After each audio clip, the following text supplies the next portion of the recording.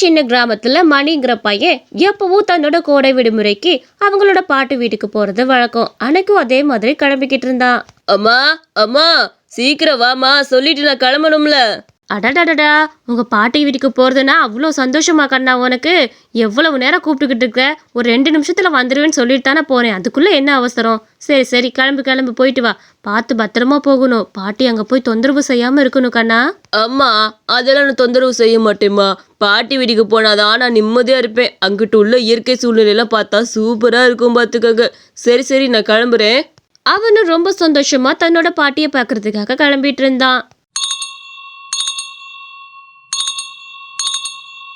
பாட்டிமா பாட்டிமா, நான் உங்க பேரை வந்துட்டேன், வெளியே வந்து பாருங்க பாட்டிமா. உங்க ஆசை பேரை வந்துட்டேன். அடடா என் மணிக்கண்ணா, எப்படிப்பா இவ்வளோ தூரம் சைக்கிள்லே வந்த? பஸ்ஸில் வந்திருக்க வேண்டிதானே? அம்மா சொல்லலையா உனக்கு பஸ்ஸில் வர சொல்லி? நான் தான் ஃபோன் போட்டு சொன்னேனே என் பேரனை பஸ்ஸில் அனுப்பிச்சி விடுன்னு. சைக்கிள்லே இவ்வளோ தூரம் வராட்டினா தான் என்ன? பாரு, நைட் ஆயிடுச்சு. சரி சரி, ரொம்ப களைப்பா வந்திருக்கிற, வா பாட்டி உனக்கு தோசை சுட்டு கொடுக்கட்டா? பாட்டிமா, அதெல்லாம் இருக்கட்டும். அதுக்கு முன்னாடி நான் உங்களுக்கு ஒன்று கொண்டு வந்திருக்கேன் தெரியுமா? உங்களுக்கு ரொம்ப பிடிச்ச ஒன்று. இப்போ பாருங்க, காட்டுறேன். இதோ பார்த்தீங்களா ரசகுல்லா? உங்களுக்கு ரொம்ப பிடிக்குமேனு பேக்கரியிலேருந்து வர்றப்ப வாங்கிட்டு வந்தேன் பாட்டிமா. இந்தாங்க சாப்பிடுங்க. அட, பாட்டிக்கு என்ன பிடிக்கும்னு உனக்கு ஊருக்கு போய் மறக்காம வந்திருக்க பாத்தியா? என்ன பிடிக்குமோ அதை பார்த்து பார்த்து வாங்கிட்டு வந்திருக்க இல்லையா கண்ணா? உன் மனசு யாருக்கும் வராது. உங்க அம்மா கூட ஊருக்கு வந்தா எதுவும் எனக்கு வாங்கிட்டு வர மாட்டா. ஆனா நீ பாட்டிக்கு பிடிச்சதான் வாங்கிட்டு வந்திருக்கிற. சரிப்பா, வா வீட்டுக்குள்ள போலாம். அந்த இரவுல அவன் வாங்கிட்டு வந்த ரசகுல்லாவை நல்லா சுவைச்சு சாப்பிட்டுட்டு அந்த பாட்டியும் பேரனும் வீட்டுக்குள்ள போய் தூங்குனாங்க.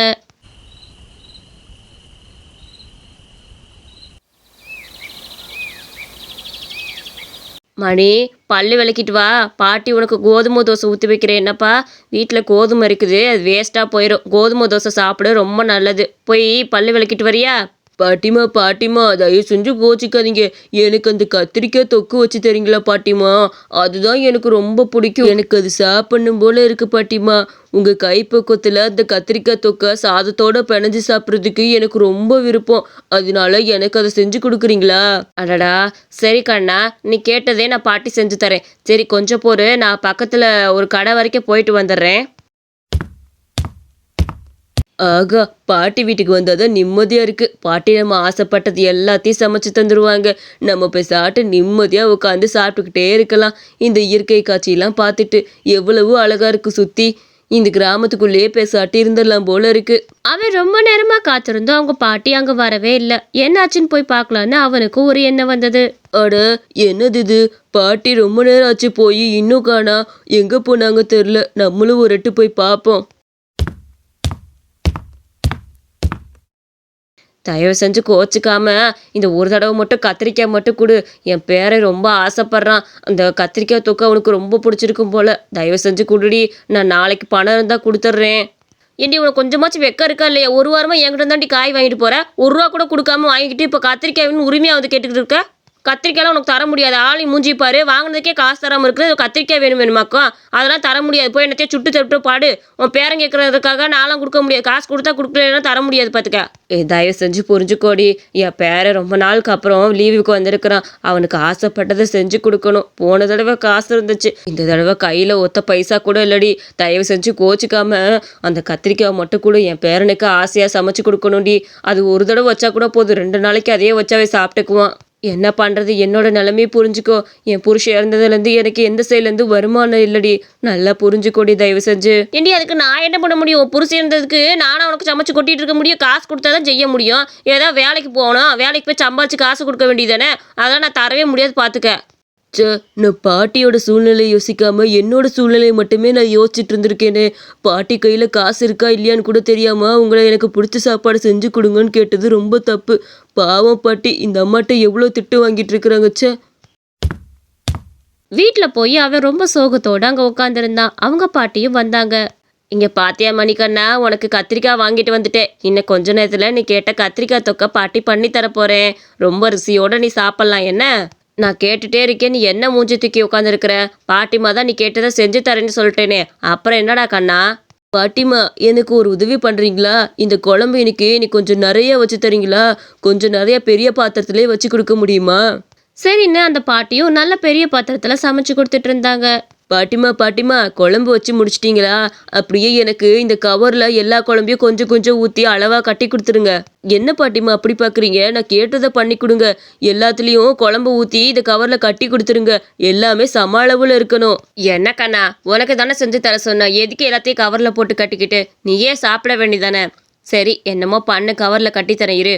இந்தப்பா, நீ கேட்ட மாதிரி எல்லாத்தையும் கவரில் கட்டி கொடுத்துட்டேன். நீ இதை எதுக்காக கட்டுறேன்னு நான் தெரிஞ்சுக்கலாமா? பாட்டி அதெல்லாம் நான் போயிட்டு வந்ததுக்கு அப்புறம் தான் சொல்லுவேன். நான் இந்த ஊரில் போய் இதை விற்கலான்னு போகிறேன். நான் வந்ததுக்கு அப்புறம் சொல்கிறேன். எதா இருந்தாலும் வந்ததுக்கு அப்புறம் பேசிக்கலாம். போயிட்டு வரேன் பாட்டி. அவனும் உங்க பாட்டி சொல்றது எதுவும் கேட்காம அதை தலையில வச்சுட்டு வியாபாரத்துக்கு கிளம்பினா. இந்த பையனுக்கு என்னாச்சு? எதுக்கு இப்படி குழம்பெல்லாம் இப்படி கட்ட சொல்லி விற்கிறதுக்கு போறேன்? என்ன பண்றதுனே தெரில இவனச்சா. வாங்க வாங்க, குழம்பெல்லாம் நல்லா ருசியா இருக்கும். வாங்க, இது எண்ணெய் கத்திரிக்காய் குழம்பு ரொம்பவே ருசியா இருக்குமா. வாங்க, ஒரு குழம்பு வாங்கினா 3 நாளைக்கு கெடாது. கண்டிப்பா ருசியான ருசி இருக்கும். வாங்க வாங்க. அடடே, குழம்புலாம் பார்க்க நல்லா இருக்கேப்பா. கொஞ்சம் இறக்கு, நாங்களும் 2 குழம்பு வாங்கிக்கிறோம். கத்திரிக்காய் குழம்பு நல்லா இருக்கும் போலயே. எவ்வளவு அது? அக்கா, ஒரு குழம்பு 50 ரூபா. ஒரு குழம்பு நீங்க வாங்கி வச்சா 3 நாளைக்கு சாப்பிடலாம்க்கா. அந்த அளவுக்கு இது குழம்போட குவான்டிட்டியும் அதிகமா இருக்கும், ருசியும் அதிகமா இருக்கும். சூப்பரா இருக்கும். வாங்கி சாப்பிட்டு பாருங்க. அடடே, பார்க்கவே நல்லா இருக்குப்பா. அந்த குழம்பு இறக்க நாங்கள் வாங்கிக்கிறோம். ஏண்டி, நீங்களும் குழம்பு வாங்கிக்கிடி. பார்க்கவே ரொம்ப ருசியாக இருக்கு. இப்போ தான் குழம்பு வச்சிருப்பான் போல இருக்கு. ஆமாப்பா, சீக்கிரம் அந்த குழம்பு கூடி எங்களுக்கும். நான் ஒரு 2 குழம்பு எடுத்துக்கிறேன். என்ன இந்த 100 ரூபாய். அங்கே வந்த பொதுமக்கள் எல்லாரும் வீட்டில் குழம்பு வைக்காதனால அதிகமாக இந்த குழம்பு வாங்கிட்டு போக ஆரம்பிச்சாங்க. இந்த குழம்பு ரொம்பவும் ருசியாக இருந்ததை அவங்க பார்த்தாங்க. நிறைய பேர் வந்து அந்த குழம்பு வாங்கிட்டு போனனால குழம்பும் காலியாச்சு. இரவு நேரம் ஆனதுமே மணியும் வீட்டுக்கு திரும்பினா. என்ன மணி நீ, உன்னை எத்தனை தடவை கூப்பிட்டு எங்கே போகிறேன்னு ஒரு வார்த்தை கூட சொல்லாமல் போயிட்டு இந்த நேரத்தில் வர்ற? இன்ன வரைக்கும் என்ன பண்ணிட்டு இருந்த? நான் எப்படி பயந்து போயிட்டேன் தெரியுமா? உனக்கு ஏதோ ஆயிடுச்சோன்னு நினச்சிட்டேன்ப்பா. என்ன பண்ண சொல்லு? பாட்டிமா, அதுக்கு எல்லாம் முன்னாடி இந்தாங்க பிடிங்க 300 ரூபாய். இன்னைக்கு நீங்கள் கொடுத்த குழம்புலாம் நான் வியாபாரம் பண்ணிட்டு வந்தேன் பாட்டிமா. நான் நீங்கள் உங்கள் ஃப்ரெண்டுகிட்ட பேசிகிட்டு இருந்ததை கேட்டுட்டேன். நான் என்னத்தப்பா பேசிட்டு இருந்தேன்? இப்போ எதுக்கு உனக்கு தேவையில்லாத வேலை? எதுக்கு வியாபாரம் பண்ணிட்டு வந்திருக்க? பாட்டிமா, நீங்கள் கத்திரிக்காய் வாங்க போகிறப்ப அவங்க உங்களை திட்டினதை பார்த்தேன். அப்போவே புரிஞ்சுக்கிட்டேன் பாட்டிமா, நீங்கள் எவ்வளோ கஷ்டத்தில் இருந்தீங்கன்னு. அது புரியாமல் நானும் இதெல்லாம் கேட்டுட்டு இருந்திருக்கேன். மன்னிச்சிருங்க. அதான் வியாபாரம் பண்ணி காசு கொடுத்தேன். இந்த சின்ன வயசுல எவ்வளோ அறிவு கண்ணா உனக்கு. என் கஷ்டப்படுறத பார்க்க முடியாமல் போய் இப்படி வியாபாரம் பண்ணி பாட்டிக்கு 300 ரூபாய் கொண்டு வந்து கொடுக்குற. உன்னை நினச்சா எனக்கு ரொம்ப பெருமையாக இருக்குப்பா. என்னைய இந்த வயசில் யாருமே பார்த்துக்கல. ஆனால் நீ என் மேலே இவ்வளோ அக்கறை இருக்கிற. எனக்கு ரொம்ப பிடிச்சிருக்கு கண்ணா உன்னை. அந்த பாட்டியும் தன்னோட பேரை தன் மேலே ரொம்ப பாசமாக இருக்கிறத நினச்சி ரொம்ப சந்தோஷப்பட்டுக்கிட்டாங்க. அவனும் தன்னோட பாட்டிக்காக வேக வேகமாக சைக்கிளில் மதியான நேரத்தில் குழம்புகளை விற்றுக்கிட்டு இருப்பான். மணியோட கோடை விடுமுறையும் ஒரு வழியா முடிஞ்சது. பாட்டிமா, நான் வீட்டுக்கு போகிறேன். நினைக்கும் போது எனக்கு வருத்தமாக தான் இருக்குது. இருந்தாலும் போய் தானே ஆகணும்.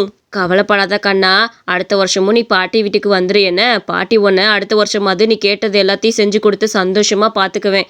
நீ அப்படி ஒரு சூழலை தானே எனக்கு ஏற்படுத்தி கொடுத்துட்டு போயிருக்கிற. அவன் அவங்க பாட்டிட்ட சொல்லிட்டு சந்தோஷமா வீட்டுக்கு கிளம்புனா. ஏப்பா தம்பி, என்னப்பா இன்னைக்கு குழம்புலாம் கொண்டு வரலையா? உன்னை நம்பி நான் குழம்பே ஆக்காம உட்காந்துருக்கிறேன். என்னாச்சுப்பா? குழம்பு கொண்டு வந்திருக்கலாம்ல. அக்கா, நான் அதுதான் சொல்லலான்னு வந்தேன். அதுக்குள்ளே நீங்களே கேட்டீங்க. இனிமேல் குழம்பு நான் வைக்க மாட்டேன். அந்த மரத்தடி கீழே ஒரு பாட்டி வச்சுருப்பாங்க. அந்த பாட்டி தான் அன்றாட அந்த குழம்பு எனக்கு செஞ்சு கொடுத்துடுவாங்க.